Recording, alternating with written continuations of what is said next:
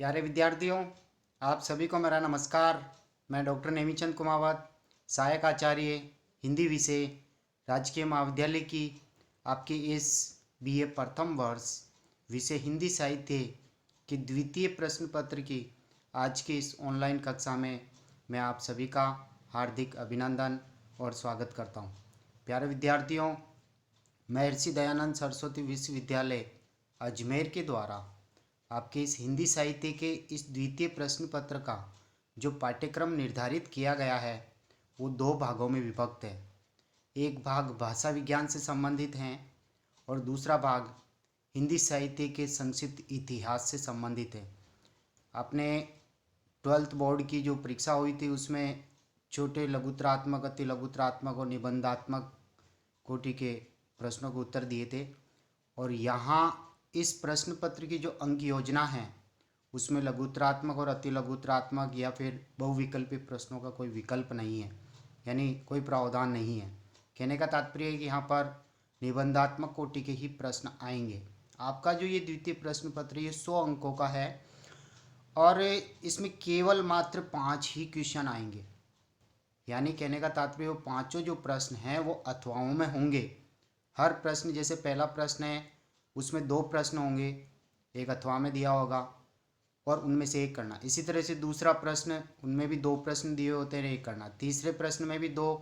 इसी तरह से पांचों प्रश्नों में 2-2 प्रश्न दिए हुए होंगे, यानी कुल अथवा से 10 प्रश्न होंगे और उनमें से एक एक प्रश्न आपको करना है, यानी कुल 5 प्रश्नों को उत्तर देना और हर प्रश्न 20 अंकों का निर्धारित है। यहाँ कोई लघुतरात्मक प्रश्न इस पेपर में नहीं आएगा, अति लघुतरात्मक भी नहीं है और बहुविकल्पी प्रश्न जो एबेसेदे विकल्प वाले आते हैं वो भी इसमें नहीं होंगे, यानी केवल 5 प्रश्नों को उत्तर देना है। अब रही पाठ्यक्रम की बात, जो पाठ्यक्रम है वो भाषा विज्ञान से संबंधित 40 अंकों का पाठ्यक्रम है। यानी जैसे पिछली जो ऑनलाइन कक्षाएं हुई थी जिसमें मैंने विस्तार से आपके पाठ्यक्रम पर चर्चा भी की थी और ये बताया भी था कि आपका जो 40 अंकों का जो पाठ्यक्रम है उसमें केवल 2 प्रश्न, 20-20 अंकों के 2 प्रश्न आएंगे जिसको हमने पिछली ऑनलाइन कक्षाओं में पढ़ लिया है। जैसे हिंदी भाषा का उद्भव और विकास, अवधी भाषा, ब्रज भाषा, राजस्थानी भाषा, इनकी प्रमुख बोलियां, उद्भव और विकास। जैसे हिंदी भाषा के उद्भव और विकास में हमने प्राचीन आर्य भाषाओं को पढ़ा, मध्यकालीन आर्य भाषाओं को पढ़ा, आधुनिक आर्य भाषाओं को पढ़ा। इनके प्रमुख वर्गीकरणों पर मैंने प्रकाश डाला और हिंदी भाषा की प्रमुख जो 18 उपबोलियाँ हैं उनके ऊपर भी मैंने विस्तार से चर्चा की थी। यानी आपके 40 अंकों का जो पाठ्यक्रम ये मैंने करीबन 7-8 मॉडल आंसर के रूप में मैंने नोट्स बना करके, PDF बना करके और आपके व्हाट्सएप ग्रुप में शेयर भी किए थे, साथ ही उन पर मैंने ऑनलाइन कक्षाएं भी ली थी। अब उसके बाद जो 60 अंकों का जो पाठ्यक्रम है वो हिंदी साहित्य के इतिहास से संबंधित है। आपने 11th और 12th में भी पिछले साल पढ़ा होगा, पिछले सालों में। और यहाँ BA प्रथम वर्ष में आपके हिंदी साहित्य का संक्षिप्त इतिहास दिया हुआ है और यही प्रश्न पत्र MA में जाकर के MA प्रीवियस का एक प्रथम प्रश्न पत्र बन जाता है। वहाँ विस्तृत हिंदी साहित्य के इतिहास को पढ़ना पड़ता है। अब ये जो 60 अंकों का जो ये पाठ्यक्रम है इसमें 3 प्रश्न, यानी कुल 3 प्रश्न आने वाले हैं 20-20 अंकों के, 20 × 3 यानी 60 अंकों का जो पाठ्यक्रम है उसमें हिंदी साहित्य के इतिहास जो 4 कालखंडों में विभाजित है, आदिकाल, भक्तिकाल, रीतिकाल और आधुनिक काल, इन्हीं से संबंधित आपके प्रश्न आएगा। इन्हीं की परिस्थितियाँ, प्रमुख कवि, प्रवृत्तियाँ, कालखंड की विशेषताएं, इस तरह से ये प्रश्न आपके आने वाले हैं मुख्य परीक्षा में। तो पिछली जो ऑनलाइन कक्षाएं हुई थी जिसमें भाषा विज्ञान से संबंधित 40 अंकों के पाठ्यक्रम के साथ साथ मैंने आदिकाल से संबंधित पाठ्य सामग्री को मैंने पढ़ा दिया है। जैसे आदिकाल की विविध परिस्थितियाँ, इसके ऊपर भी मैंने विस्तार से प्रकाश डाला। साथ ही आदिकाल का जो नामकरण है वो विवादास्पद था या विवादास्पद रहा है, इसके ऊपर तर्कयुक्त इसकी समीक्षा भी मैंने करते हुए आपको पढ़ाया। साथ ही हिंदी साहित्य के इतिहास का जो काल विभाजन है उसके ऊपर भी मैंने विस्तार से आपको पढ़ाया और एक प्रश्न आदिकाल की प्रमुख विशेषताओं, प्रमुख प्रवृत्तियों पर प्रकाश डालते हुए मैंने विस्तार से उदाहरण सहित आपको समझाया। तो प्यारे विद्यार्थियों, आज की इस ऑनलाइन कक्षा में मैंने पिछला जो पाठ्यक्रम हुआ था भाषा विज्ञान से संबंधित 40 अंकों का और आदिकाल से संबंधित पाठ्यवस्तु हम पढ़ चुके हैं, उस पर मैंने विस्तार से चर्चा की। अब हम आज की इस ऑनलाइन कक्षा से हम आरंभ करने जा रहे हैं भक्ति काल को, यानी हिंदी साहित्य के इतिहास का जो दूसरा कालखंड है भक्ति काल। भक्ति काल का जो समय है और उस समय के परिवेश की जो परिस्थितियां हैं उसके ऊपर आज का मैं उस विषय वस्तु को आज आपके समक्ष लेकर के आया हूं। तो आज हम शुरू करते हैं भक्ति काल की विविध परिस्थितियों का विश्लेषण। प्रश्न ऐसे आ सकता है कि भक्ति काल के उदय की पृष्ठभूमि को समझाइए, या भक्ति काल के परिवेश का चित्रण कीजिए, या भक्ति काल की विविध परिस्थितियों का वर्णन कीजिए। इस तरह से ये 20 अंकों का प्रश्न आपका आएगा। और आज की 2 ऑनलाइन कक्षाओं में, एक आज की और एक इसके बाद की ऑनलाइन कक्षाओं में, हम भक्ति काल से जुड़ी हुई इन विविध परिस्थितियों परिवेश पर हम प्रकाश डालने जा रहे हैं। तो आइए हम आरंभ करते हैं। भूमिका से हम आरंभ कर रहे हैं। हिंदी साहित्य के भक्ति काल में भक्तिपरक रचनाओं की प्रमुख प्रवृत्ति उभर कर हिंदी साहित्य जगत में स्थापित हुई थी। भक्ति काव्य की यह गंगोत्री दक्षिण भारत से उदित होकर संपूर्ण भारत में फैली थी, जिससे सारा परिवेश भक्ति रसात्मक बन गया था। ये भक्ति काव्य प्रमुखतः निर्गुण और सगुण भक्ति की 2 धाराओं में प्रस्फुटित हुआ था। यानी एक तो निर्गुण काव्य धारा थी और दूसरी सगुण काव्य धारा थी। निर्गुण काव्य धारा के भी पुनः 2 भाग हुए, एक ज्ञानाश्रयी संत कवियों की काव्य धारा बनती है और एक दूसरी प्रेमाश्रयी सूफी कवियों की काव्य धारा बनती है। इस निर्गुण से 2 भाग हुए। उसके बाद सगुण भक्ति के भी 2 भागों में वो विभाजित होती है, एक तो कृष्ण भक्ति और दूसरी राम भक्ति। तो देखिए हम आगे बढ़ते हैं। कबीर के नेतृत्व में ज्ञानाश्रयी काव्य धारा का प्रवर्तन हुआ था, यानी निर्गुण संत मार्गी काव्य धारा या ज्ञान मार्गी काव्य धारा। और जायसी के नेतृत्व में, मलिक मोहम्मद जायसी के नेतृत्व में प्रेम मार्गी शाखा फलीभूत हुई थी। इसी तरह से सगुण के 2 जो भेद हुए थे भक्ति के, वो है सूरदास जी के नेतृत्व में कृष्ण भक्ति फलीभूत हुई थी और तुलसीदास जी के नेतृत्व में राम भक्ति का पल्लवन हुआ था। इनके काव्य रत्नों से हिंदी साहित्य का कीर्ति मंदिर आलोकित हो उठा था। इसी से भक्ति सिंधु की लहरियों में डूबकर सांस्कृतिक और साहित्यिक वैभव की स्थापना की थी। इसलिए इस काल को हिंदी साहित्य का स्वर्ण युग भी कहा जाता है। यानी हिंदी साहित्य के इतिहास के जो 4 काल खंड है, आदिकाल, भक्तिकाल, रीतिकाल और आधुनिक काल, इन सभी कालों में केवल साहित्यिक और सांस्कृतिक दृष्टि से जो अत्यधिक महत्व रखता है वो भक्ति काल है। और इसी खूबी के कारण इस भक्ति काल को इस हिंदी साहित्य के इतिहास के स्वर्ण युग के नाम से भी जाना जाता है। और इस पर मैं एक अलग से मॉडल आंसर में आपको पढ़ाऊँगा। हम आगे चर्चा करने जा रहे हैं। उपर्युक्त विशेषताओं के पीछे इस काल की परिस्थितियों ने विशेष भूमिका निभाई है। अतः संवत 1375 विक्रमी से लेकर संवत 1700 विक्रमी संवत तक के इस कालखंड की अवधि को भक्ति काल कहा जाता है।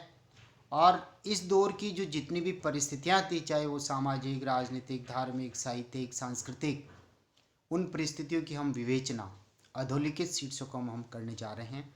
देखिए सबसे पहले हम लेते हैं भक्ति काल की राजनीतिक परिस्थितियां कैसी थी।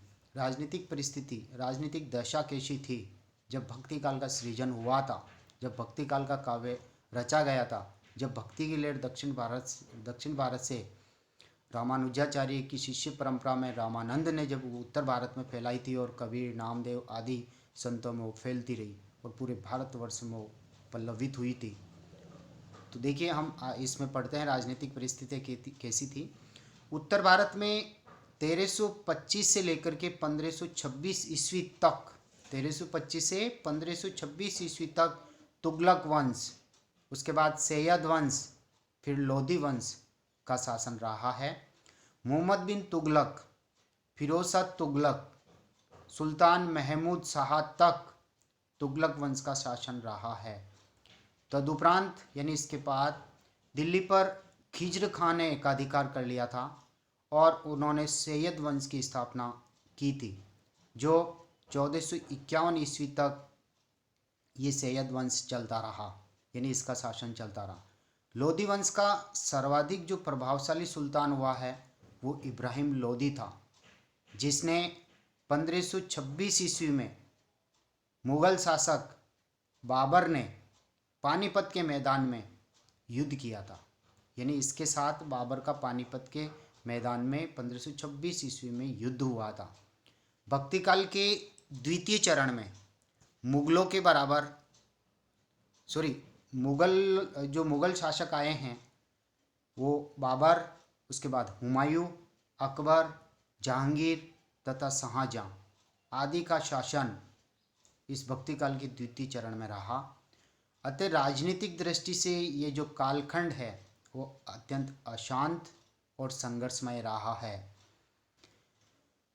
मुहम्मद बिन तुगलक ने अपनी राजधानी दिल्ली से देवगिरी तक ले जाने की मूर्खता की। उसकी नीति हिंदुओं के प्रति उदार थी, किंतु फिरोज शाह तुगलक में धार्मिक असहिष्णुता की भावना थी। शेरशाह सूरी ने मालगुजारी एवं कर की उचित व्यवस्था की थी और पक्षपात रहित होकर के कर यानी टैक्स की वसूली की थी। अकबर ने टोडरमल की सहायता से भू व्यवस्था में आवश्यक संशोधन किए थे। अकबर का शासन बहुत ही सुव्यवस्थित था। मोटे तौर पर कहा जा सकता है कि इस काल के अधिकांश शासकों में धार्मिक सहिष्णुता की भावना नहीं थी। हिंदू और मुस्लिम जनता में सद्भाव की भावना नहीं थी। राजनीतिक दृष्टि से हिंदू भले ही पराजित हो गए हों, किंतु वे अपने को कभी छोटा मानने के लिए तैयार नहीं थे।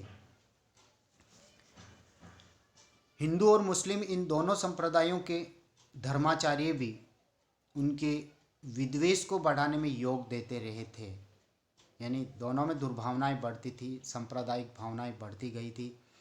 इस काल में हिंदुओं पर अत्याचारों का कहर बरपा, जिससे उनका दिल दहला, यानी इन मुगलों ने आतंक फैलाया था। दूसरी ओर गुलामी ने उसे और भी अधिक निराश कर दिया। ऐसी स्थिति में ईश्वर की शरण में जाने के सिवाय और कोई रास्ता नहीं बचा। यानी ईश्वर की शरण गति ही एकमात्र सहारा थी। भक्ति काल के इन सभी कवियों ने आम जनता को इन राजनीतिक पचड़ों से बहुत दूर रखते हुए धार्मिक ताकत का लोक कल्याणकारी संदेश दिया। यानी इस जनता को भक्ति भाव की ओर मोड़ा, आध्यात्मिकता की ओर मोड़ा, ताकि सभी के जो दुख दर्द है वो ईश्वर की अनुकंपा से दूर हो जाए। तो उन्होंने भक्ति का संदेश दिया। ईश्वर से भक्ति करने, ईश्वर से प्रेम करने का संदेश उन्होंने प्रचारित किया। इनकी ये अद्भुत कदम, यानी भक्ति काल के इन कवियों की जो भक्ति की ओर जनता को मोड़ने के जो ये अद्भुत कदम हैं वो आज भी प्रासंगिक और अनुकरणीय बने हुए हैं। तो ये थी भक्ति काल की राजनीतिक परिस्थितियाँ। और आज इसके आगे हम आगे बढ़ रहे हैं धार्मिक परिस्थितियों की ओर। भक्ति काल की जो धार्मिक परिस्थितियाँ हैं उस पर हम दृष्टिपात करने जा रहे हैं। देखिए, धार्मिक दृष्टि से हिंदी का भक्ति काल अत्यंत संवेदनशील रहा है। बौद्ध धर्म विकृत होकर के हीनयान और महायान शाखाओं में बहुत पहले ही बढ़ चुका था।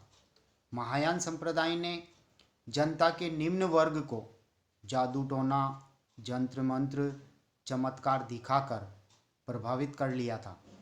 नाथों एवं सिद्धों में कर्मकांड के स्थान पर गुरु को विशेष महत्व दिया गया। ईश्वर को घट घट व्यापी एवं निराकार माना गया। भक्ति काल के संत मत की पृष्ठभूमि सिद्धों और नाथों ने आदिकाल में ही तैयार कर दी थी। तब संत मत उन्हीं की प्रवृत्तियों के अनुरूप पल्लवित हुआ। मुसलमान लोग मूर्ति पूजा के विरोधी थे तथा मूर्ति भंजन में ही विश्वास करते थे। यानी मूर्तियों को तोड़ने में, मंदिरों को खंडित करने में, यानी मुस्लिम लोगों ने हिंदुओं के खिलाफ अत्याचार किए थे, इनकी आस्था को ठेस पहुंचाई थी। वे भी हिंदुओं की भांति, यानी मुसलमान भी हिंदुओं की भांति माला फेरते, हज यात्रा करते थे, मस्जिदों में अजान देते, रोज़ा रखते थे। ये उनकी धार्मिक आस्था और धार्मिक परंपराएं थी। हिंदू और मुस्लिम धर्म में बाह्य आडंबर तो बहुत थे, किंतु आंतरिक शुद्धि का दोनों में ही अभाव था। इसलिए सांप्रदायिकता की भावना के कारण ये लड़ते झगड़ते रहते थे। भक्ति का जो स्रोत दक्षिण भारत में प्रकट हुआ था, आलवार संतों के द्वारा, रामानुज के शिष्य रामानंद के द्वारा, फिर उत्तर भारत की ओर वो फैला, प्रचार प्रसार हुआ उसका। तो दक्षिण भारत में जो भक्ति का स्रोत, झरना जो प्रकट हुआ था, उसके प्रचार प्रसार के लिए इस समय उत्तर भारत में अनुकूल वातावरण था। बौद्ध धर्म की विकृतियों का विरोध करते हुए शंकराचार्य जी ने अद्वैतवादी मत और अपने सिद्धांतों का प्रचार प्रसार किया। विष्णु के जो अवतारी पुरुष हुए हैं, महापुरुष श्री राम और श्री कृष्ण के प्रति आस्था विश्वास में वृद्धि हुई और रामानंद ने भक्ति का द्वार सबके लिए खोल दिया था। जाति पाति का कोई बंधन नहीं, वर्ण व्यवस्था का कोई बंधन नहीं, सभी के लिए ईश्वर के द्वार खुले हैं। मन और कर्म की शुद्धता भक्ति भाव से ही होती है। तुलसी के इस सिद्धांत को रामानंद ने ही आधार भूमि दी थी, यानी मन और कर्म शुद्ध रहते हुए ईश्वर की भक्ति करनी चाहिए। आधार रामानंद ने एक तरह से तुलसी जी के सिद्धांत को फैलाया था। श्री कृष्ण के लोक रंजनकारी स्वरूप का चित्रण, लोक रंजन यानी संसार का एक तरह से संसार को प्रेम से सिक्त करना, वो लोक रंजन है। और लोक रक्षण यानी संसार की रक्षा करने का कर्म प्रभु राम ने किया, और लोक रंजन प्रेम से सिक्त करने का कार्य कृष्ण भगवान ने अवतार लेकर के किया। तो लोक रंजनकारी स्वरूप का चित्रण भागवत के 10वें स्कंध के आधार पर कविगण करने लगे थे। सूफी धर्म का प्रचार भी एक बहुत बड़े क्षेत्र में हो रहा था। प्रेम मार्ग पर आधारित सूफी संप्रदाय की जड़ें इस भूमि में पनपने लगी थी। हिंदू और मुस्लिम सांस्कृतिक एकता का समन्वय करने का जो प्रयास किया गया था, वो इन सूफी कवियों ने किया था। यानी हिंदू मुस्लिम सांस्कृतिक समन्वय की आधार भूमि इन सूफी कवियों ने तैयार की थी। आचार्य शंकराचार्य, कुमारिल भट्ट की विचारधारा से कालांतर में विशिष्टता द्वैतवाद, रामानुजाचार्य इसके प्रवर्तक, शुद्धाद्वैतवाद, वल्लभाचार्य जी इसके प्रवर्तक, आदि मतों का प्रतिपादन हुआ। आत्मा और परमात्मा, मोक्ष और पुनर्जन्म के सिद्धांतों में कोई परिवर्तन नहीं हुआ, किंतु इस काल में धर्माचार के नाम पर अनाचार, मिथ्याचार और व्यभिचार पनपा, यानी कई तरह के कर्मकांड और बाह्य आडंबर फैले। बाह्य आडंबर और कर्मकांडों को ही धर्म समझा जाने लगा। यानी जो वैष्णव धर्म है या अन्य जो धर्म है, उनका जो वास्तविक स्वरूप है, वह स्वरूप एक तरह से धूमिल होता जा रहा था। यानी उनकी जो वास्तविक जो पवित्र मूल्य हैं, उनके प्रति आस्था खंडित होती जा रही थी और उसका विकृत रूप पनपने लग गया था। तो प्यारे विद्यार्थियों, आज की इस ऑनलाइन कक्षा को हम यहीं समाप्त करते हैं। आज की इस ऑनलाइन कक्षा में हमने भक्ति काल की राजनीतिक और धार्मिक परिस्थितियों पर हमने बात की। अगली ऑनलाइन कक्षा में हम सामाजिक, साहित्यिक और सांस्कृतिक परिस्थितियों पर हम काफ़ी विस्तार से चर्चा करेंगे। तब तक के लिए आज की ऑनलाइन कक्षा को मैं समाप्त करता हूँ।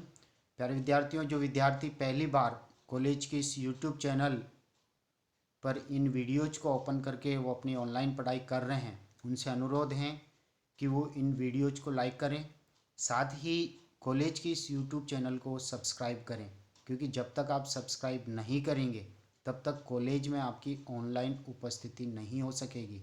तो आप सब्सक्राइब जरूर करें। आपको बहुत बहुत धन्यवाद।